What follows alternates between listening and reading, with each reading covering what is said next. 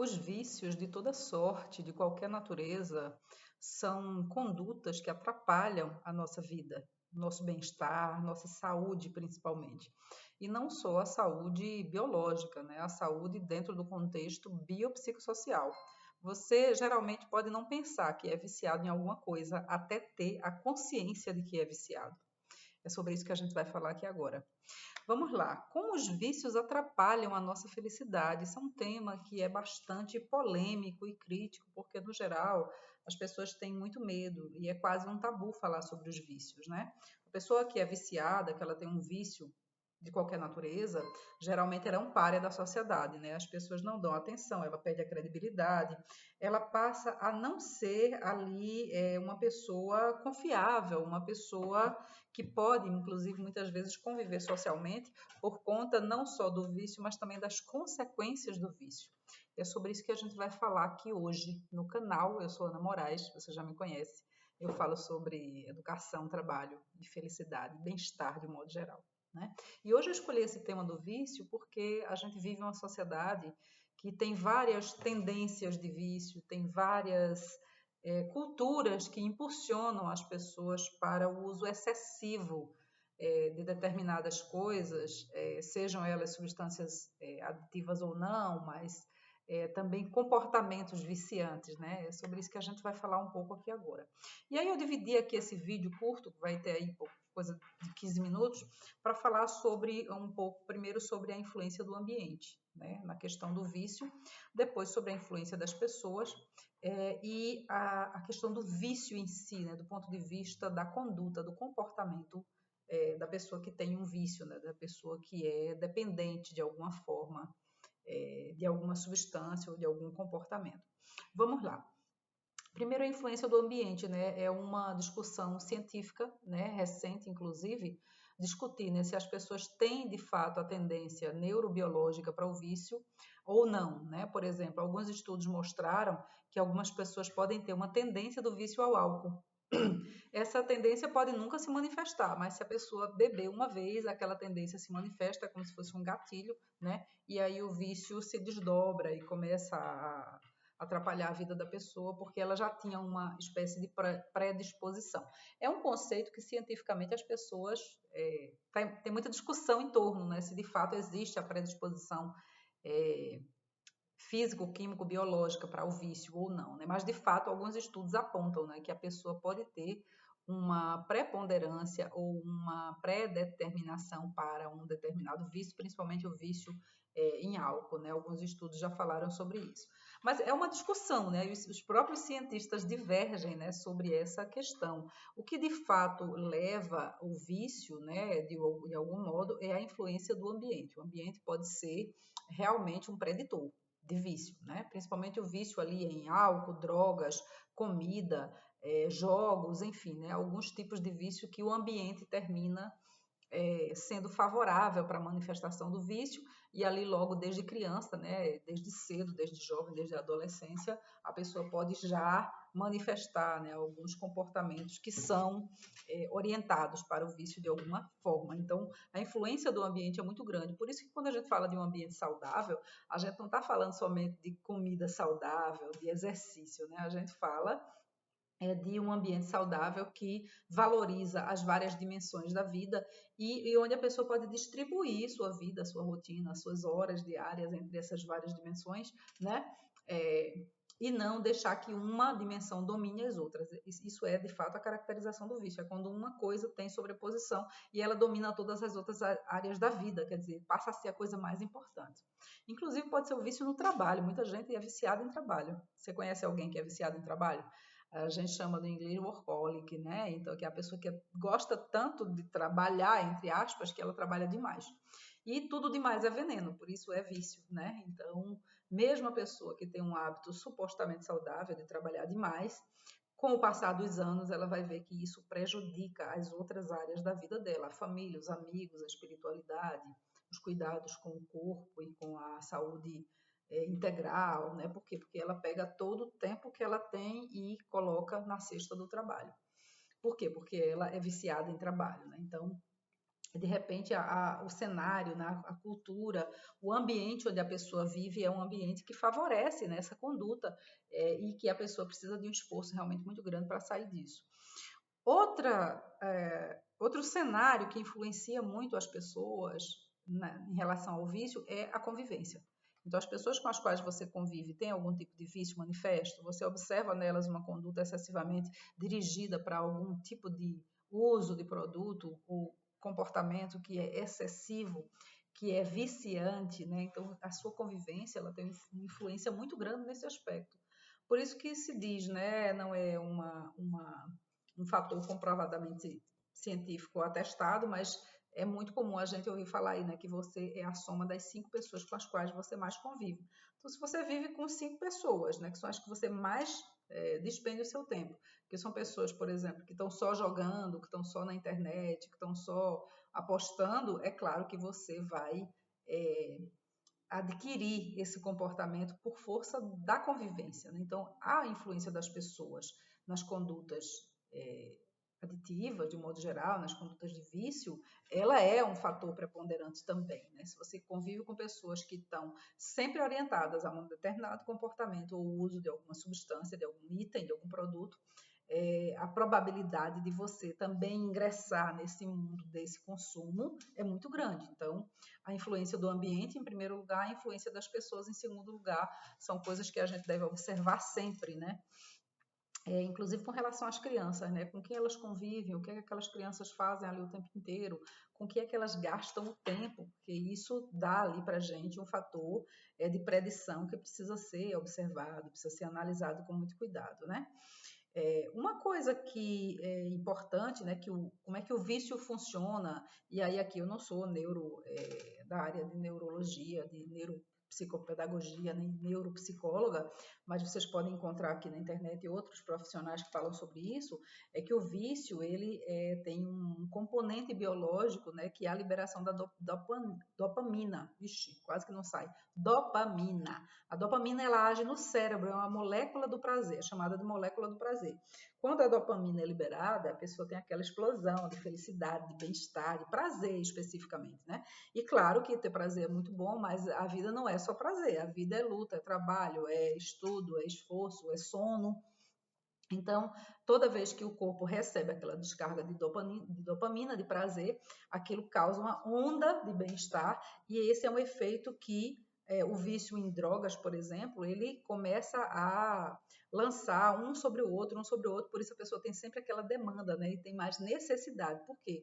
Porque o vício tem esse fator biológico por trás. Então, recomendo que vocês estudem um pouco aí, procurem saber também sobre essa questão da dopamina, porque ela tem um efeito no cérebro. E é esse efeito no cérebro que leva a pessoa a buscar cada vez mais e mais e mais daquele produto, daquele item, daquele componente ou daquela situação, né, que é uma situação viciante. Por quê? Porque ela desperta no cérebro, né, o envio e a produção da dopamina, e a dopamina causa o prazer. Então, por isso que a pessoa que é viciada, muitas vezes ela não tem nem noção que ela é viciada. Por quê? Porque ela acha que o prazer é uma coisa boa. E mas não em excesso, né? O cérebro ele não pode viver também só de dopamina, ele tem que produzir todas as outras substâncias ali que são necessárias para uma vida equilibrada, né? Então, é assim que funciona, né? O gatilho, né? Eu não gosto muito de usar essa palavra bélica, mas é isso, né? O gatilho da situação ou da substância vem porque o cérebro já sabe, né? Eu vou ter a dopamina, eu vou gerar aqui a dopamina e vou sentir prazer. Então, é assim que funciona, basicamente, esse mecanismo, né?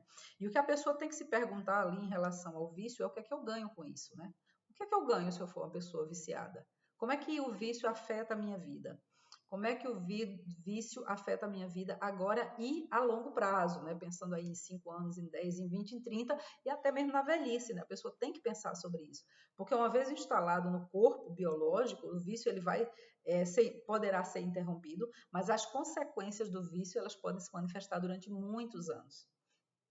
Por isso que a pessoa, né, que é alcoolista, por exemplo, ela não pode voltar a beber, porque se ela voltar a beber, o corpo reacende ali todos aqueles sinais, né, e a pessoa cai realmente o que a gente chama ali na recaída, né, ela volta para a conduta e para o uso da substância que era geradora dessa condição, né, de extremo bem-estar, né, como a droga, efetivamente, né, porque você usa a droga ali, naquele momento é ótimo, mas depois quando passa, você cai, né, tem o efeito rebote, como se chama, e aí você diz assim, ah, não, preciso de novo.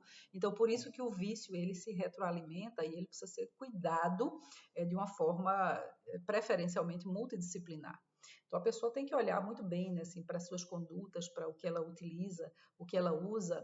E eu falo dessa forma porque o vício não é só droga, tá, gente? Aqui tem uma lista de vícios que eu quero comentar com vocês, que são ponto de alerta para a gente, né? Então, a pessoa tem que pensar, o que é que eu ganho com isso? Como é que isso afeta a minha vida? Como é que isso afeta a vida da minha família, dos meus filhos, da minha esposa, do meu esposo, do meu companheiro, da minha mãe, do meu pai, enfim, né? N pessoas que são impactadas ali pela conduta aditiva, né?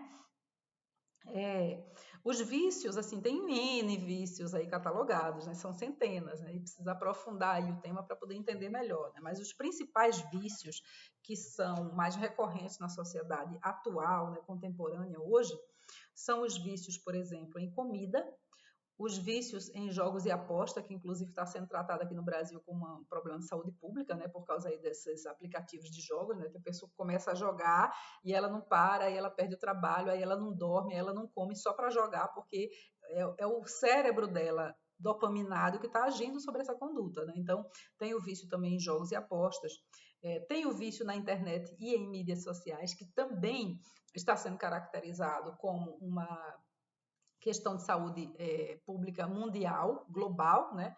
Inclusive, recomendo para vocês fortemente a leitura desse livro aqui. Deixa eu pegar aqui na minha estante, porque ele está longe. Ó, esse livro aqui, A Geração Ansiosa, ele fala dos efeitos realmente no cérebro, né, das mídias sociais, como eles afetam principalmente meninas, né? Recomendo a leitura, porque também é um tipo de vício hoje. Você não pode ficar na internet o dia inteiro. Aí, se você ficar na internet, você esquece de estudar, de trabalhar, de comer, de produzir, de dormir, de estar com tempo de qualidade com o seu companheiro, sua companheira, sua família. Por quê? Porque você acha que o mundo está ali, que a internet, as mídias sociais, principalmente essas que ostentam um certo estilo de vida, ou esse mecanismo, né, quem assistiu à rede sabe, né, o mecanismo dos likes, né, eles também produzem essa dopamina no nosso cérebro. E aí a pessoa pensa que ela está sendo aceita, que ela está sendo aprovada socialmente, e aí ela gosta disso, o cérebro produz dopamina, e aí ela está de novo ali nas mídias sociais o tempo inteiro, buscando essa satisfação, que é aquele pequeno momento ali, minutos, segundos, causam no cérebro, né? Também existe o vício em compras, tem pessoas que compram direto aí. Tem um programa na TV paga, não sei se vocês já viram, que chama Acumuladores. O programa Acumuladores é muito interessante porque ele trata sobre isso, né? Sobre o vício em acumular, que tem a ver geralmente em comprar ou recolher e colecionar, né, itens, muitas vezes itens que não têm nenhuma finalidade, não têm nenhuma função, né? Às vezes até mesmo lixo a pessoa recolhe porque ela está viciada, né, naquele volume de coisas que tem ali. Então também tem um vício em compras e na acumulação. Tem o vício em sexo, que existem casos aí, inclusive de pessoas famosas. O Tiger Woods, que é o mais famoso, né, que era um jogador de golfe, que confessou abertamente que ele era viciado em sexo. Então ele parou de jogar, ele começou a ter dificuldade nos torneios e campeonatos. E olha que o cara era um campeão mundial, né? Rico, famoso, mas mesmo assim essa conduta durante muito tempo atrapalhou a vida dele, né, que é o vício em sexo. Também existem outros tipos de vício, né, como o vício em fumo, os vapes, né? Eu ia falar vape, mas parece que a pronúncia certa é vapes. Os vapes, né? Que as pessoas começam a fumar ali, que é uma imitação do cigarro, né? Que a pessoa termina fumando e daqui a pouco está fumando mais do que o cigarro e que deposita, parece que deposita uma espécie de óleo, né? Ali no pulmão e que a pessoa nunca mais se livra dela. Então, o vício não é só durante aquele tempo que você está consumindo, né? Às vezes as consequências do vício se manifestam durante anos e anos e anos, inclusive podendo não ser reversíveis. Por isso que o vício é uma coisa que a gente precisa olhar com muito cuidado, né? E com essa abordagem do tratamento multidisciplinar, que é para a pessoa não ir para a recaída, né?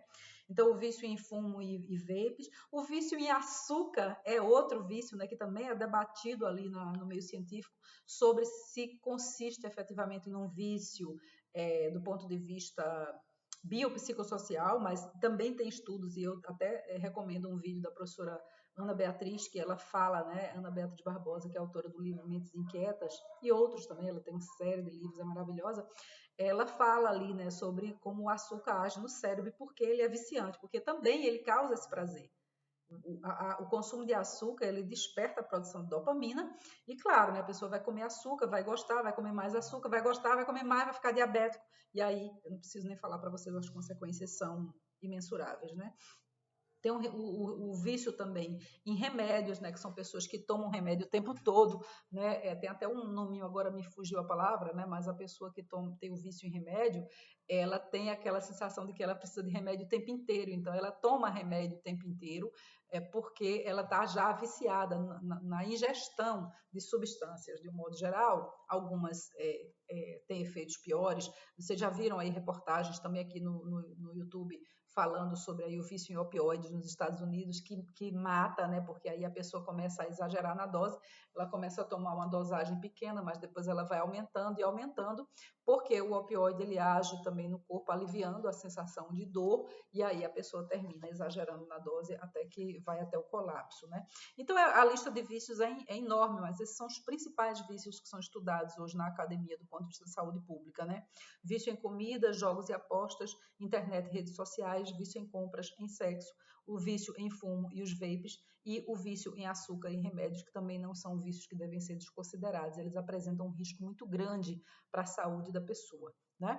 O tratamento do vício, gente, ele preferencialmente deve ser multidisciplinar, ou seja, tem o tratamento psiquiátrico às vezes, né? Tem um tratamento biopsicossocial, biológico, que é a eliminação, né, da presença das substâncias no organismo, ou no caso dos vícios comportamentais, a eliminação da incidência, né, daquela conduta, daquele comportamento do vício, né, através do apoio ali de profissionais da saúde, né, como psicólogos, psiquiatras, psicoterapeutas, ou terapeutas de um modo geral, né?